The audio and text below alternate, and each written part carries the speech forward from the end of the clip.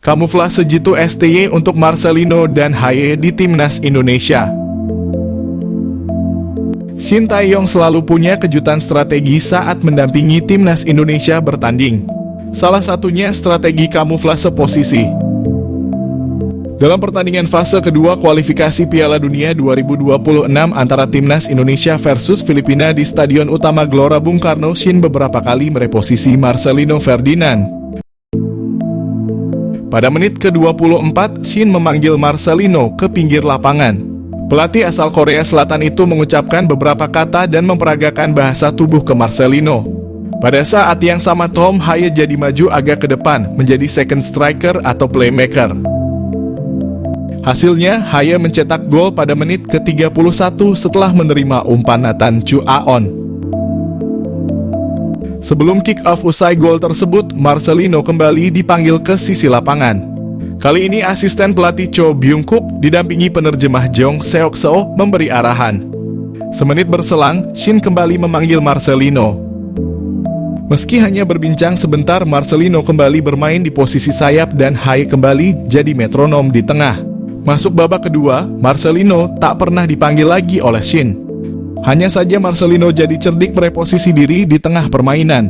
Keberanian Marcelino dalam mengolah bola juga mulai kembali. Sempat tak berani banyak menggiring bola, perlahan tapi pasti Marcelino mulai atraktif lagi. Hanya saja gocekannya belum klinis. Beberapa kali akselerasinya dipatahkan lawan.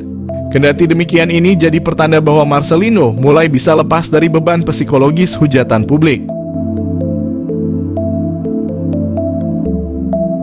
Mauro Zijlstra, calon stiker House Goal Timnas Indonesia, PSSI, sudah lakukan kontak. PSSI disebut sudah menghubungi striker keturunan Indonesia Mauro Zijlstra yang membela klub Belanda FC Volendam U21. Timnas Indonesia saat ini memang sedang mencari posisi striker yang memang pada laga-laga sebelumnya posisi ini kalau tidak ada Rafael Struijk terasa kurang lengkap dan Struijk pun masih dianggap kurang house goal. Maka dari itu PSSI disebut masih mencari stiker keturunan yang bisa memperkuat timnas Indonesia, apalagi tim Garuda akan bertarung di babak kualifikasi Piala Dunia 2026.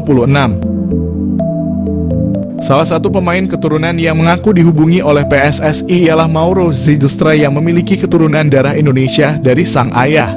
Ia mengatakan kalau dirinya dikontak oleh PSSI dan diminta untuk bergabung dengan tim Garuda. Namun hingga saat ini belum ada keputusan dan kesepakatan yang dibuat oleh kedua pihak.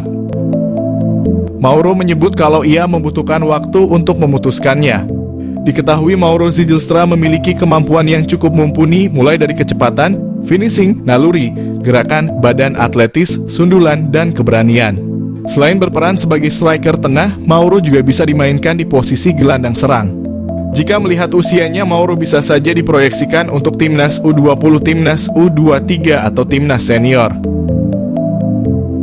Saat ini Mauro Zijlstra merupakan penggawa tim Belanda FC Volendam U21. Ia berkompetisi di U21 Divisi 1 Spring dan U21 Divisi 2 Val. Akankah Mauro Zijlstra bisa segera berseragam merah putih? Patut kita nantikan ya. Mauro Zijlstra sosok yang bisa pecahkan masalah penyerang di timnas Indonesia.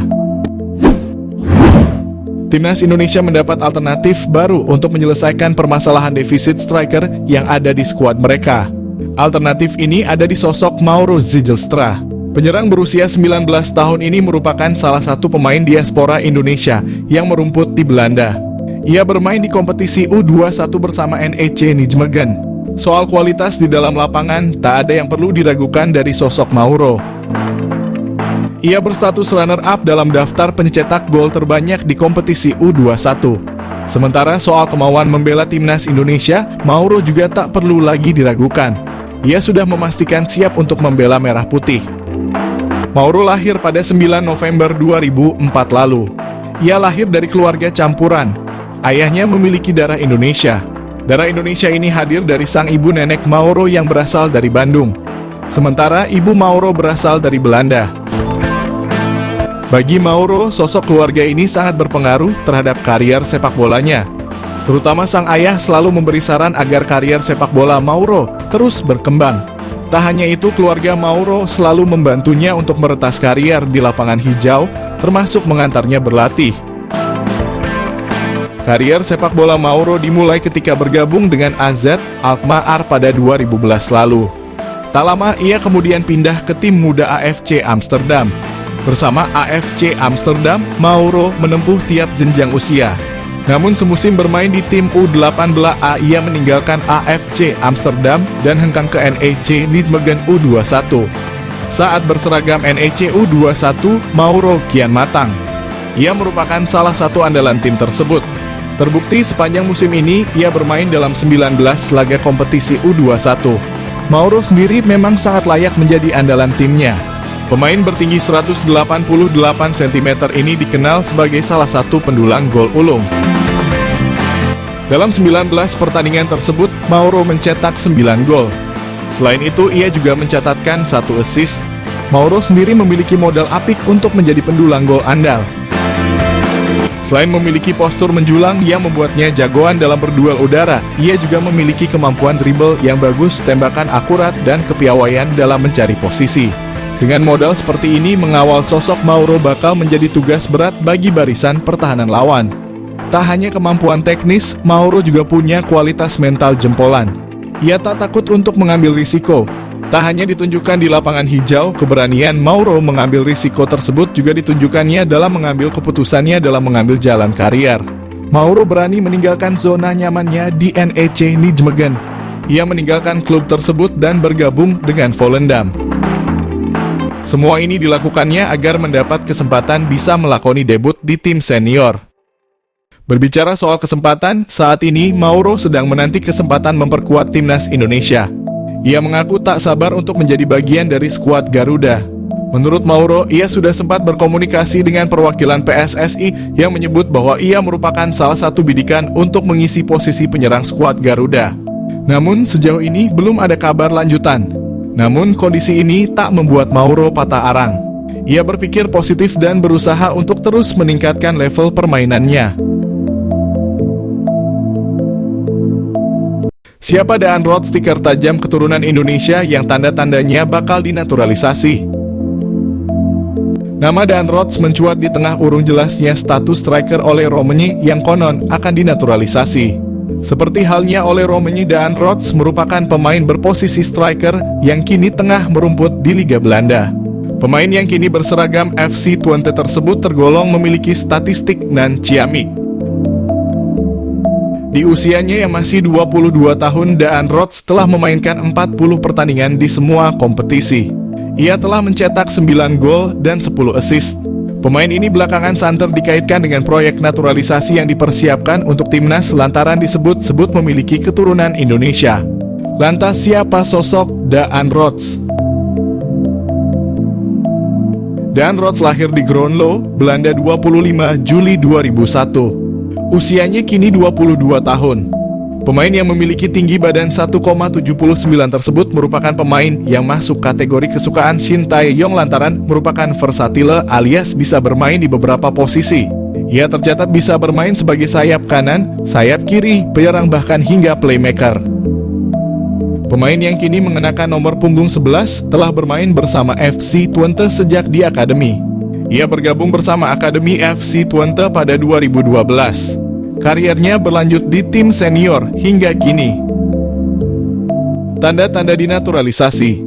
Belakangan nama Daan Roth semakin santer disebut bakal menjadi salah satu pemain yang bakal dinaturalisasi bersama dengan sejumlah nama lain yang kini juga hangat diperbincangkan. Daan Roth disebut-sebut bisa jadi solusi bila Ole Romeni batal dinaturalisasi untuk menambah stok striker yang saat ini jadi PR besar di timnas Indonesia jelang menghadapi putaran kualifikasi Piala Dunia 2026.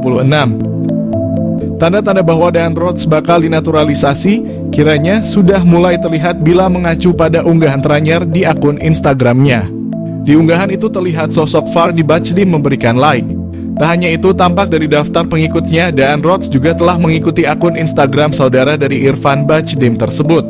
Diketahui Fardy Bachdim merupakan salah satu sosok berjasa yang membawa sejumlah pemain diaspora yang akhirnya dinaturalisasi. Beberapa nama yang dibawanya yakni Nathan Chuaon, Saina Patinama, Tom Haye, Jay Itzes, hingga yang terbaru Calvin Verdong.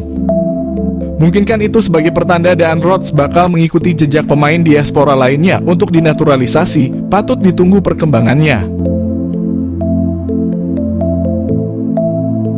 Pemilik 19 caps di Eredivisie ini bertemu staf ahli Kemenpora, calon pemain naturalisasi baru Timnas Indonesia. Timnas Indonesia mendapat kabar gembira jelang mengikuti putaran ketiga kualifikasi Piala Dunia 2026 zona Asia. Winger Vitesse Arnhem keturunan Indonesia, Miliano Jonathans bertemu dengan staf ahli Kemenpora, Hamdan Hamedan. Hal ini diketahui dari unggahan Hamdan Hamedan di akun Instagram pribadinya. Senang bertemu Anda lagi Jonathans dan keluarga. Nikmati liburan Anda @milianojonathans_, tulis Hamdan Hamedan di Instagram story miliknya. Belum diketahui perbincangan apa yang dilakukan Hamdan dan Jonathans beserta keluarganya. Jika Jonathans masuk program naturalisasi, kekuatan Timnas Indonesia akan semakin bertambah. Pemain berdarah Maluku ini bisa bermain di beberapa posisi seperti sayap kanan, kiri, gelandang tengah, gelandang serang, dan penyerang. Meski perolehan gol dan asisnya tidak banyak, Jonathans memiliki pengalaman cukup mumpuni bermain di Eredivisie. Meski usianya baru 20 tahun, Jonathans telah bermain sebanyak 19 kali di Eredivisie untuk Vitesse Arnhem. Apabila PSSI serius untuk menaturalisasi Jonathans, lini depan skuad Garuda akan semakin mengerikan. Dia bisa berkolaborasi dengan Ragnar Oratmangoen dan Rafael Struijk di lini depan Timnas Indonesia untuk putaran ketiga nanti.